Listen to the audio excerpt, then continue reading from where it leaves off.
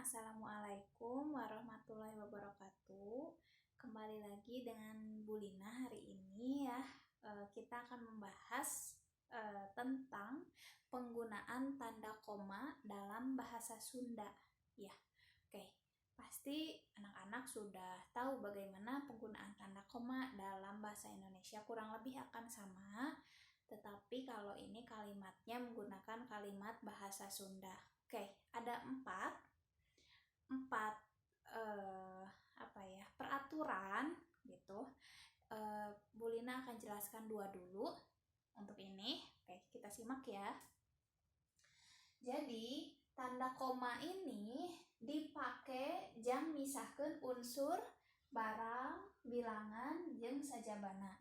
Misalkan di Imah Udin aya TV, kulkas, jeung lomari. Untuk memisahkan barang ini, TV, kulkas, jeung lomari, menggunakan tanda koma yang diselipkan di sebelum kata TV. Misalkan ada kata lagi setelah ini, TV, kulkas, lalu misalkan mesin cuci, koma lagi setelah kulkasnya ya. Oke, untuk yang nomor 2 dipakai misahkeun bagian kalimat. Contoh, Tati meuli cilok, Ari Udin meuli baso. Nah, tanda koma ini memisahkan bagian kalimat. Kalimat yang menyatakan bahwa Tati membeli cilok, sedangkan Udin membeli bakso. Begitu. Itu nomor 2. Jadi yang pertama, tanda koma dipakai untuk memisahkan unsur barang atau bilangan. Misalkan lagi ya, Bu Lina mempunyai 3 kucing. Yang pertama namanya Ciko, Dina, jeung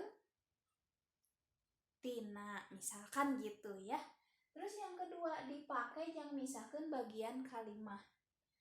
Bu Lina nuju calik, Ari Budede nuju nganilai bahasa Sunda. Misalkan setelah Bu Lina nuju calik, lanjutkan ke kalimat selanjutnya. Begitu. Untuk nomor 3 dan nomor 4, sebentar ya. Oke, untuk yang nomor 3, tanda koma ditulis tukangan kecap panyeluk. Kecap panyeluk teh apa? Kecap panyeluk teh kalimat penekanan atau sebagai perintah juga bisa. Panyeluk itu penekanan gitu ya. Ini contohnya. Wah, alus HP Udin mah. Itu panyeluk penekanan, sebagai penekanan. Ada tanda ini, ada tanda seru begitu.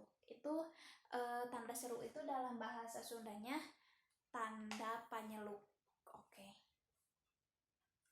Oke, untuk yang nomor 4 dipakai samemeh nulis gelar.